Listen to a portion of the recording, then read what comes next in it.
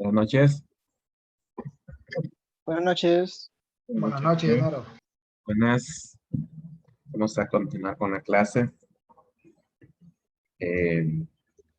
Bueno, ayer ya vimos la introducción de la clase, vimos conceptos iniciales sobre tipos de bomba, la programación y hablamos un poco sobre el criterio para lo que es el proyecto de exposición. Vamos a continuar con la clase. Vamos a ver, bueno, habíamos llegado hasta hablar de las bombas de múltiples escalonamientos.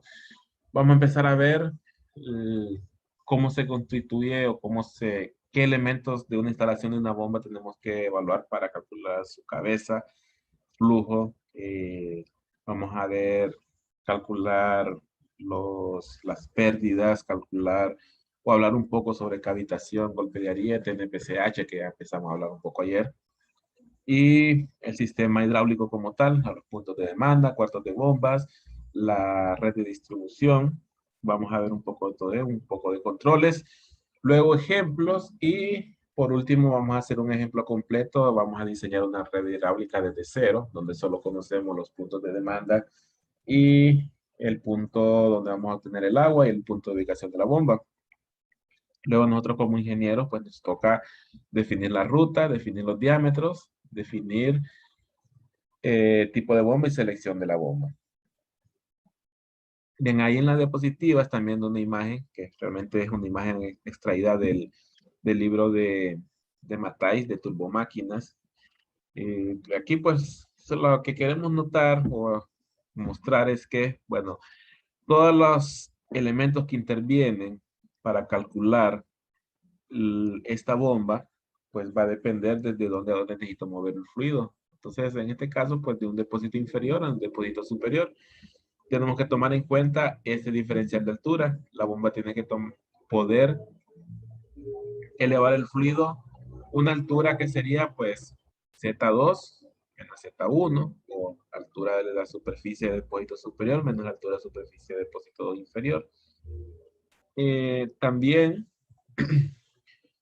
debemos de calcular toda la fricción a través de toda la tubería, que eso pues es pérdidas primarias. Tiene que tener capacidad la bomba para vencerla. También pérdidas secundarias, pérdidas por cambios de dirección, cambios de sección transversal, y eso pues lo propician lo que son accesorios, codos, pueden ser incluso las válvulas, reducciones. Todo eso pues lo tenemos que calcular para saber la capacidad que debe tener esta bomba. ¿Qué otros valores? Bueno, aparte de poder subir el fluido hasta un depósito superior o un punto de demanda, también tenemos que saber qué presiones van a haber en esos dos puntos. Normalmente, casi siempre, la mayoría de los casos hidráulicos es que el punto inicial y el punto final son abiertos a la atmósfera, pero puede pasar que estemos llenando un tanque presurizado o estemos tomando agua o algún líquido de un tanque en vacío o en presurizado, o simplemente en los puntos de descarga o de demanda necesitamos suministrar el fluido con una presión porque puede ser que en ese punto se conecte algún elemento adicional, digamos alguna manguera, que en algún momento se coloque alguna manguera, que en algún momento se coloque algún filtro, alguna regadera, algún aspersor. Entonces, la bomba también tendría que tener la capacidad de vencer la pérdida adicional que pues, tal vez de inicio no se sabe. Entonces, es común que en los puntos de demanda se incluya algunos PSI adicionales como presión final. También en una instalación de una bomba yo necesito, bueno, lo vamos a ir viendo poco a poco, necesito de repente que esta bomba, si empieza a vibrar un poco, no transmita esa vibración a la red de tubería. Entonces también, antes y después de la bomba, es recomendado colocar unos aisladores de vibración, que son unas juntas flexibles, para que cualquier vibración no sea transmitida a la red de tuberías y que pueda dañar la red, aflojar soportes, desbalancear las tuberías, cualquier problema que pueda haber por movimiento. También, si yo voy a hacer mantenimiento de esta bomba, necesito poderla desconectar sin que toda el agua se tenga que botar. Entonces colocamos válvulas de cierre. en este caso representadas como válvulas compuertas, que en su momento vamos a ver como una válvula compuerta. Antes y después, yo cierro estas dos válvulas y ya desarmo la bomba y solo se bota el agua que está inmediatamente cerca de la bomba. De donde estemos succionando, si es de algún pozo, una cisterna o es una red de tubería, debemos proveer elementos que impidan que suciedad o partículas de arena o piedrillas lleguen al impeller de la bomba porque la va a dañar. Entonces colocamos filtros, ya sea filtros de pie o alcachofa como sale aquí en el fondo de una cisterna, o a veces colocan también un filtro aquí en línea que es como un pascón, acero inoxidable, que retiene cualquier partícula, cualquier arenilla, cualquier piedría que pueda llegar al impeller. Entonces colocamos algo que se llama filtro o strainer, también se puede llamar strainer, también lo vamos a ver más adelante.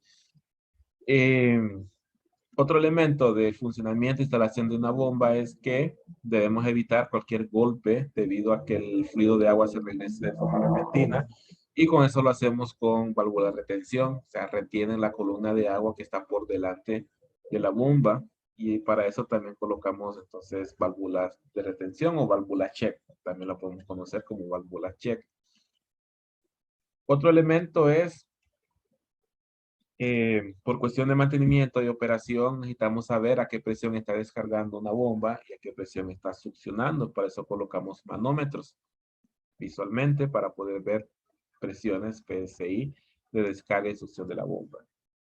Eh, También hay que colocar respiraderos. Muchas veces el funcionamiento del fluido moviéndose a través de la red crea burbujas, y esa burbuja pues es presencia de oxígeno y puede provocar corrosión en las tuberías. También puede provocar algo similar a la cavitación que vamos a ver más adelante.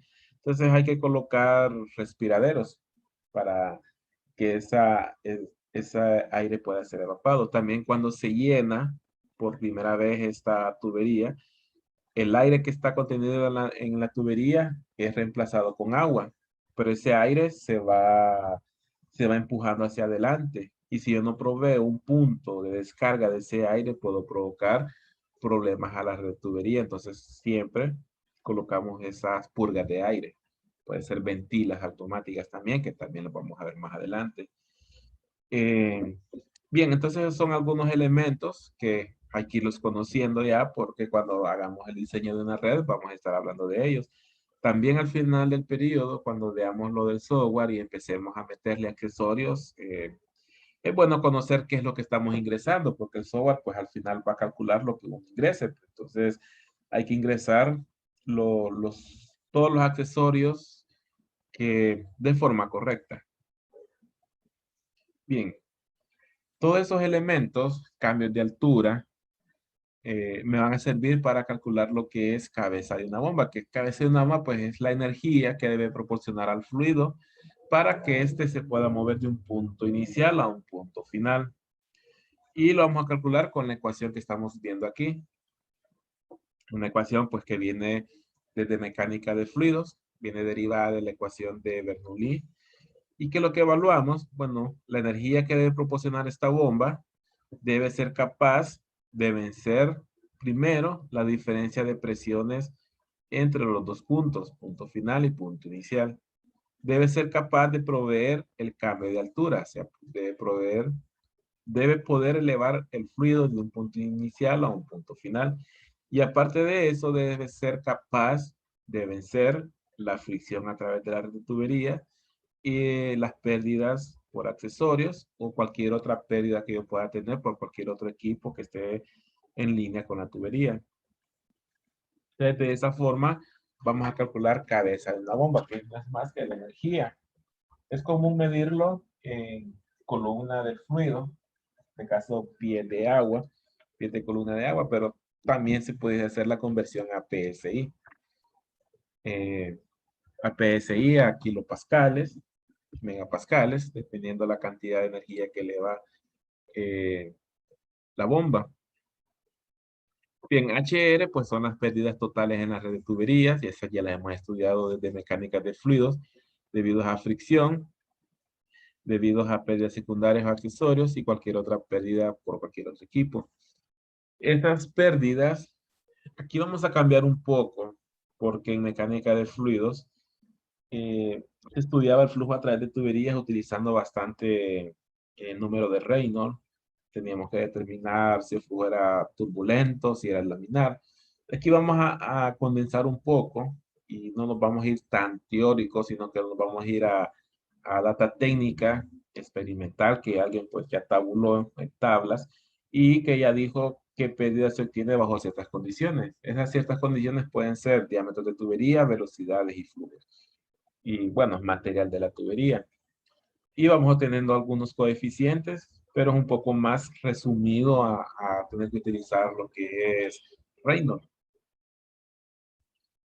Bien, antes de pasar a eso, ya lo que ayer mencionamos un poco sobre cavitación, o NPC, cuando mencionamos algo sobre NPCH, y hablamos que el NPCH a mí me ayuda a determinar si un sistema de bombeo va a cavitar. Pero antes de eso, ¿qué es la cavitación? Bueno, la cavitación es cuando el fluido en algún punto de la red hidráulica se evapora de forma espontánea. Pero como es un fluido contenido en una tubería, esa evaporación no tiene hacia dónde agarrar y lo que hace es que se forma o se acumula en forma de burbujas, burbujas de aire, y esas burbujas pues pueden ser dañinas para el sistema. ¿Dónde se va a dar la cavitación? En aquellos lugares donde la presión caiga lo suficiente como para que el fluido se empiece a evaporar de forma espontánea, es decir, que alcanza un nivel de presión mínima.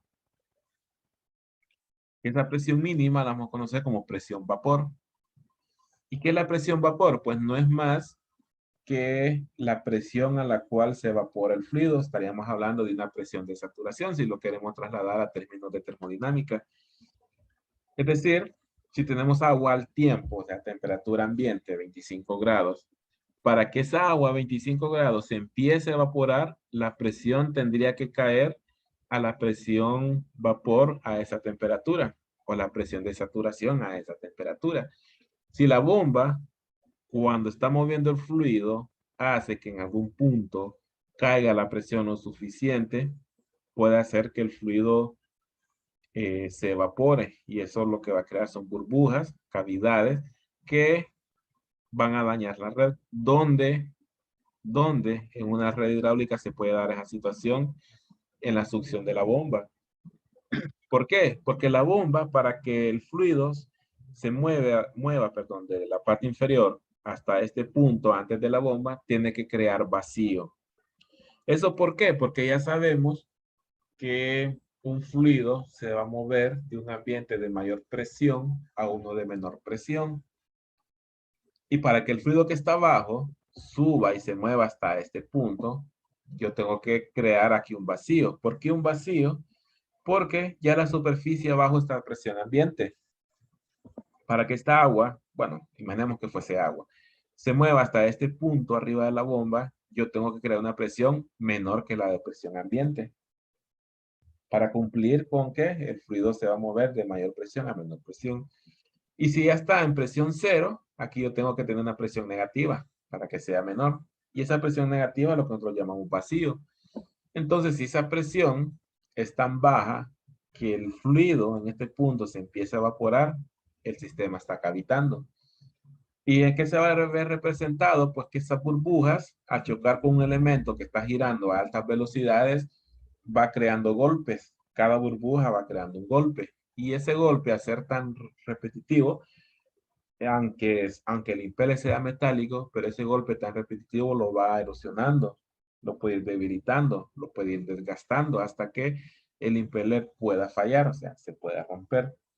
Eh, Aparte de eso, pues crea, bueno, el ruido en la bomba, le crea vibraciones, le pueda crear hasta calentamiento, pues cada golpeteo crea vibración y esa vibración hace que el eje en los rodamientos choquen metal con metal y pues puede ir creando calentamiento. También puede ir aflojando los puntos de apoyo de la bomba o puede ir aflojando otros puntos de apoyo de la tubería. Entonces la cavitación hay que evitarla. Bien, Vamos a ver algunas imágenes de lo que puede provocar la cavitación. Como es una burbuja, que tal vez una burbuja no nos dé la idea de que sea algo fuerte, pero cuando esa burbuja choca con un elemento que está girando a todas velocidades, se ve representado como que si una piedra o un balín choque con este elemento, porque se da como una pequeña explosión que pues al final de tanto chocar va erosionando, va debilitando los álabes, les va reduciendo espesor, los va rajando hasta que pues llega un momento que se rompe. Entonces, eso puede pasar con un sistema de bombeo si no cuidamos la cavitación. Bien, ya sabemos qué es la cavitación, qué efectos puede tener. ¿Cómo puedo yo definir si un sistema va a cavitar o no va a cavitar? Pues para eso necesitamos calcular algo que se llama cabeza neta de succión positiva o NPSH, pues por sus siglas en inglés. Eh, Cabeza neta de succión positiva. Eh, la cabeza neta de succión positiva la podemos interpretar como la cantidad, o mejor dicho, cuánto vacío, cuánto puede succionar una bomba sin que un sistema cavite. Cuánto NPCH tengo disponible es cuánto puede succionar la bomba sin que cavite. Hay dos términos de NPCH. Hay un NPCH debido a la instalación física y hay un NPCH que es lo que la bomba requiere. Por ejemplo, si yo tengo un NPCH debido a la instalación, que vamos a ver por qué me refiero a debido a la instalación, de 10 pies, pero la bomba ocupa 15, quiere decir que se va a pasar 5 pies. Eso significa que va a cavitar. Si por la instalación yo tengo disponibles 20 pies de cabeza neta de succión positiva y la bomba solo ocupa 10, tengo 20 disponibles, no va a cavitar porque tengo NPCH de sobra. Bien, ¿cómo vamos a calcular ese NPCH? Pues aquí tenemos dos disposiciones posibles para succión de una bomba. Una es que la bomba esté por arriba de la superficie del fluido que está succionando. A esto lo vamos a llamar succión negativa. Disposición de succión negativa. Pero si la bomba está por debajo de la superficie del fluido que está succionando, se va a llamar disposición de succión positiva. No confundamos este término de disposición de succión positiva con cabeza neta de succión positiva. Son cosas diferentes. Esto es cuánto puede succionar la bomba sin cavitar. Y esto es si el depósito está por arriba o el depósito está por debajo de la bomba. Si es disposición de succión positiva, el depósito de agua está por arriba. Caso contrario, puede pasar por abajo. Bien, ¿cómo calculamos NPCH? Va a depender de cuáles de las dos disposiciones tenemos. En sí, el NPCH lo vamos a calcular como la presión sobre la superficie del fluido que estamos succionando, que normalmente en la mayoría de los casos es la presión atmosférica, medida en pies. Hay que tener cuidado que esta presión, P sub B, tenemos que calcularlo o utilizarlo en términos de presión absoluta, no presión relativa. No presión, la presión atmosférica sería presión igual a 0, pero esa es presión relativa. Necesitamos la presión absoluta, que sería 14.7 PSI. Creo que son aproximadamente 32, 33 pies. Entonces, hay que utilizarlo con valores absolutos. A este valor, que es la presión que yo tengo en este punto, vamos a calcularle estos tres términos. ¿Cuáles son estos tres términos? B sub P, que es presión vapor, que es el valor de la presión del agua o del fluido a la cual se empezaría a evaporar. También hay que sumarle, a lo que está en paréntesis, hay que sumarle la distancia vertical a la cual tengo que subir el fluido. Y luego la fricción. Bueno, no la fricción, sino las pérdidas en la tubería, que sería fricción más accesorios. A lo que es la presión de la superficie le resto toda esa suma. Eso me va a dar el NPCH disponible. Entre más grande es este resultado, mejor para el sistema. O sea, es posible que no cavite. Ahora bien, muchas veces lo más determinante de entre todos estos términos es este valor de LS. ¿Por qué? Porque es la distancia de la superficie hasta el eje de la bomba. Entre más alto es este valor, más se tiene que forzar la bomba para poder elevar el fluido. Y para poderlo elevar, lo que tiene que hacer es crear más vacío en este punto. Y entre más vacío creo, más cerca voy a estar de que cavite. Entonces, esta distancia, sobre todo cuando la superficie está por debajo, es mucho más crítica para la cavitación. Pero en cisternas, que son muy profundas, son más propensas a las bombas a cavitar. ¿Por qué? Porque LS se mide al eje de la bomba.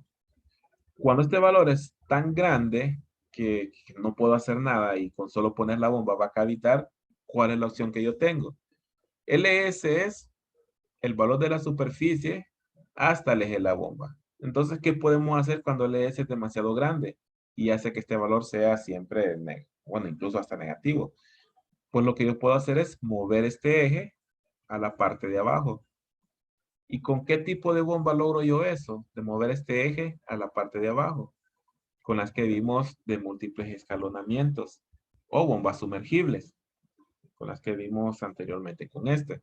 Vemos que ya aquí el eje ya no es horizontal como una bomba centrífuga, ahora es vertical y este eje va hasta la parte inferior del pozo o del tanque que estemos succionando. Entonces, ¿qué es lo que estamos haciendo? Estamos reduciendo este valor de LS. ¿Por qué? Porque es de la superficie al eje de la bomba. Y en el eje pues está el rodete. Entonces en sí lo que estamos haciendo es moviendo el rodete a la parte inferior con el otro tipo de bomba. Entonces llega un momento donde el tipo de bomba centrífuga ya no me trabaja para succionar desde pozos o desde cisternas subterráneas. Y por eso es que es muy común que en pozos veamos el otro tipo de bombas en lugar de centrífuga. Bien, hay ocasiones donde el LS sí es corto y trabaja bien la bomba centrífuga. Sin embargo, puede ser que siempre cavite. ¿Por qué? Porque puede ser que ahora lo que esté muy alto sean las pérdidas. ¿Y qué puede provocar que estas pérdidas sean muy altas? Que yo tenga demasiados accesorios antes de la bomba. Que tenga una válvula cerrada o entreabierta y cerrada. Que esté estrangulando y haga que esta pérdida sea demasiado alta. También puede ser una tubería subdimensionada. Una tubería que tuvo que haber sido, por así decirlo, de 4 pulgadas, pero se colocó de 2. Entonces la pérdida por fricción va a ser demasiado alta y puede hacer que cavite la bomba. Bien, en resumen, en este tipo de disposición, la altura desde la superficie hasta el eje de la bomba juega en contra de la bomba. ¿Ahora qué pasa con la otra disposición? Vemos que bueno, aquí se cambió el subíndice, pero al final LH sigue siendo la distancia de la superficie hasta el eje de la bomba. En este caso, el peso de esta columna juega a favor de la bomba, porque si yo succiono aquí y creo vacío, el peso de esta columna va a contrarrestar ese vacío. Entonces, en estos casos, con tanque arriba, la posibilidad de cavitación es menor. Ahí pues cavitaría en el caso de que yo tenga nuevamente algo estrangulado aquí. Un filtro demasiado sucio puede provocar que H juegue en contra. La ecuación cambia un poco. ¿Por qué? Porque antes esa altura vertical jugaba en contra. Ahora esta altura vertical juega a favor. Entonces se sale de la ecuación a sumar junto con la presión en esta superficie. Y luego pues presión, vapor y fricción siguen estando, juegan en contra, siguen jugando en contra de la bomba. Bien. Eh, ¿Qué más? Bueno, esa es la forma de calcular NPCH. Una vez que nosotros calculamos ese NPCH, vemos que depende de la instalación física. Depende de esta altura, depende del diámetro de esta tubería, depende de los accesorios que yo tengo en la succión. Este NPCH lo vamos a llamar NPCH disponible. ¿Por qué? Porque es el NPCH que yo tengo según mi instalación. Pero las bombas tienen un NPCH requerido. Un NPCH necesario para que esa bomba trabaje bien. Entonces, este NPCH disponible siempre debe ser mayor al NPCH que ocupa la bomba, para evitar pues que al final la bomba siempre termine generando una succión demasiado baja en este punto. Entonces eso lo vamos a ver cuando veamos selección de bombas mediante gráficos o mediante software de selección. Vamos a ver que Ingeniero. ¿sí? ¿Y qué tan mayor tiene que ser el NPCH? Y que yo siempre manejo que, digamos, si yo tengo un NPCH requerido de 15 en la bomba, no voy a dejar un NPCH disponible de 16. ¿Por qué? Porque este NPCH lo vamos a calcular en condiciones óptimas. Pero ¿qué pasa si yo tengo un filtro y ese filtro con el tiempo se ensucia y yo no dejé suficiente holgura entre el NPCH disponible y el de la bomba?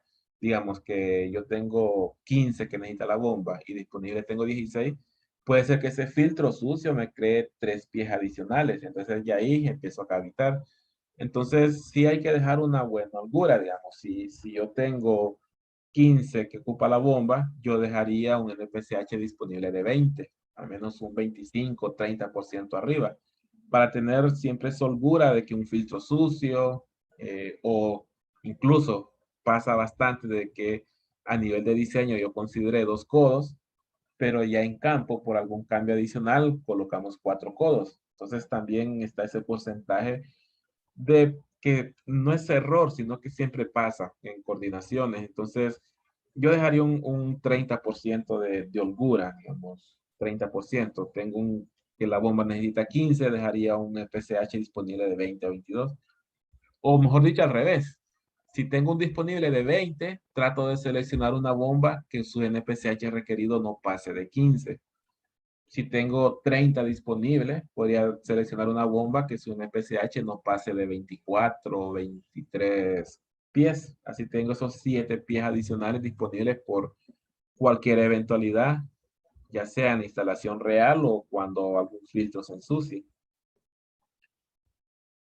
Bien, Ingeniero, en este caso no hay como una norma ni nada, sino que es como a criterio entonces. es como a criterio, como experimental. Es como a criterio. Es como los motores motores de ventiladores. Hay un consumo instantáneo y hay un nominal de motor. Yo no voy a dejar un motor que me consume un HP y seleccionar el motor de un HP. O sea, quedaría con un 100% sin holgura. Entonces, si yo consumo instantáneamente un HP, selecciono un motor de 1.5. Bueno, estoy seguro si hay motores, creo que sí hay. Entonces, es como un criterio. En mi caso, yo manejo un 30%, pero no hay como una norma que me diga fijo, tiene que ser 10% más, 20% más. En el caso de la diferencia entre los NPCH. Bien. Bueno, Ingeniero, sí. ¿y ha habido algún caso en el que, a pesar de que el NPSH cumpla el número requerido, por decirlo así, aún así el equipo presenta cavitación por alguna otra condición estructural o desbalance, desalineamiento, cosas así? Eh, Estructurarlo, desalineamiento, eso lo que representa más bien es una vibración o calentamiento, mayor consumo de la bomba. Cavitación, lo que puede pasar es con lo que yo mencionaba, que en condiciones óptimas yo considere esta instalación. Pero ¿qué pasa? Que a la hora de instalar y cuando vino la bomba, resulta que esta conexión que estoy marcando era más angosta. Ya me toca poner un reductor, pero ese reductor es un cambio de sección más pequeña y puede crear una pérdida que no consideré en mi cálculo. Entonces, en ese caso, podría darse. Eh, ¿Qué otro pudiese darse? Bueno, que a la hora la tubería se colocó otro diámetro más pequeño. Pero la verdad que si el NPCH se calculó bien, en base a un diseño bien calculado, no debería dar problema a la hora de instalar. Si a la hora de instalar se instala tal cual se programó. Un desalineamiento provoca más un daño en los ejes o en los rodamientos o en la sujeción de la bomba, pero no me va a crear una cavitación porque al final no afecta en la succión. ¿Qué puede pasar? La rotación de las bombas. Sí puede pasar que yo haya calculado un NPCH, pero las bombas, hay bombas de diferentes revoluciones, diferentes tipos de revoluciones, y esas revoluciones sí me pueden provocar una incidencia en la cavitación. Digamos, yo seleccioné una bomba para 1200 revoluciones, pero a la hora me instalaron una de 3500. Puede darse el caso de que esas mayores revoluciones me creen una mayor succión de la que, o un mayor vacío de lo que yo calculé. Eso sí, sí pudiese pasar. Por eso es importante las curvas de operación de las bombas que yo especifique para compra. Siempre revisar la que yo especifiqué versus la que se va a comprar. Que el NPCH ahí no cambie. Digamos, yo calculé 30 de NPCH y en diseño seleccioné una bomba de 20. Estamos bien. Pero si por economía o porque eso fue lo que compró el cliente, me trajo una bomba que tiene 32 de NPCH requerida, pues esa es una situación que puede darse de que yo calculé bien, pero ya la selección de la bomba fue la que tuvo el problema. Por seleccionar una bomba con mayor NPCH. ¿Qué más pudiese ser? Bueno, el estrangulamiento adicional que no se haya considerado o un filtro que se calculó bien, pero el filtro se ensució rápido. Digamos que al inicio hubo demasiado sedimento en la parte de abajo que obstruyó el filtro y rápidamente creó una caída de presión mucho más alta. Eso puede ser otra situación, pero eso pues se soluciona limpiando el filtro. ¿Qué más? Bueno, una situación pudiese ser que calculamos el NPCH bajo un nivel de superficie, que eso ocurre en los pozos de agua potable. Pero si a la hora de la hora esta superficie está más abajo, porque se bajó el nivel, o está seco el pozo, y no lo consideré, puede hacer una situación de que cavite, aunque yo haya hecho bien el cálculo de mi fórmula. ¿Por qué? Porque si este nivel baja, aumenta esta distancia vertical. Eso pues hay que tomarlo en cuenta. En los pozos, por ejemplo, en los pozos, hay sensores de nivel que mandan a apagar la bomba cuando ya se alcanza un nivel bajo, aparte de protección del mismo pozo para que el pozo no se vacíe y no se derrumbe. Sí debería considerarse esa parte, pero sí, un pozo que se consideró bajo un nivel, pero en tiempo de sequía, digamos, este nivel baja puede provocar la cavitación también. ¿Qué más? Bueno, esas son las que se me ocurren ahorita. Ingeniero, Sí. también en este caso, como yo sé que el nivel de agua desciende, esa altura se calcula desde, por decirlo así, desde el extremo de succión, de donde va a estar succionando en la tubería. Se calcula desde el mero apegue de la bomba hasta aquí. De aquí para abajo. Sí, Normalmente se sí, considera o sea, mejor. pero ¿Sí? hablo de en la parte de la tubería de succión, porque es desde el nivel del agua, ¿verdad? Ah, ya lo entendí. Aunque la tubería llegue más abajo, esta LS se calcula desde la superficie. Aunque la tubería entre 10 metros más abajo, por ejemplo. Esos 10 metros más, lo que me va a incidir es en la fricción, porque el flujo va a pasar por ahí. Pero no, el LS se mide desde la succión de la bomba hasta la superficie, independientemente si está al ras de la tubería o la tubería llega más abajo. No, sí, eso sí, por ejemplo, pero suponiendo que el nivel pueda bajar, El nivel no pueda sé si, bajar. sí, de agua, o sea, no, que no siempre sea como quien dice constante, sino que, Ah, debería, no sé, por corte de agua, baje y sí, todo. por sequía también, o que la Sí, correcto. bomba mueve más flujo que la capacidad de llenado del pozo, puede que lo vacíe. En ese caso debería considerarse el caso más crítico. O sea, si este pozo tiene una holgura, digamos que ya hay estudios que dicen que en invierno sube a un nivel, pero en verano se mantiene a un nivel más abajo, pues yo calculo la bomba al caso más crítico, o sea, al nivel que va a tener en verano, o sea, la parte más baja. Va a ser muy difícil casos extremos, digamos, que por alguna razón climática o porque aumentó el uso del agua y bajó todavía más, ahí como eso es muy difícil de evaluar, lo mejor es tener un sistema de protección que si ya baja demasiado, que mejor se apague la bomba para que no siga succionando y vaciando el pozo. Pero sí, debería considerarse el caso más crítico. Digamos, si el estudio dice que en invierno el pozo va a tener un nivel de 100 metros, digamos, pero en verano va a bajar a 40 metros, pues yo calculo mi NPCH para cuando el nivel esté más abajo. Y tomar esa holgura.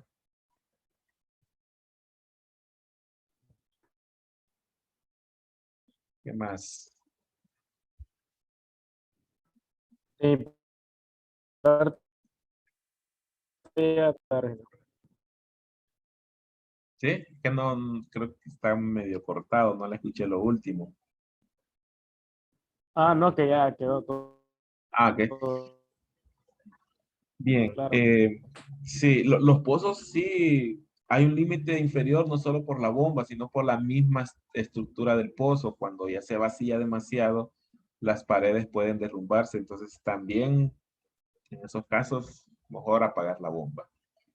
Bien, entonces al final creo que ya van a ser ya, creo que sí nos quedaríamos aquí. Nos quedaríamos aquí y continuaremos el lunes. Continuaremos el lunes y creo que vimos bastante ahora. A menos que haya una consulta, continuamos el lunes. Nos vemos el lunes.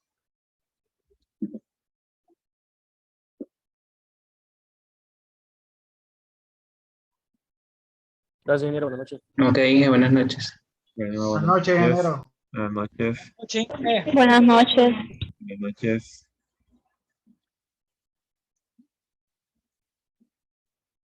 Ingeniero, ¿cómo está la clase? Buenas noches. ¿Verdad? Ingeniero, yo ingresé tarde, no sé si pasó lista. Bueno, sí está llevando control, pero ya que nos... Roberto Morán, ¿verdad? Sí, Ah, ok, lo vamos a apuntar. ok, gracias, ahí disculpe. Bueno, no hay problema.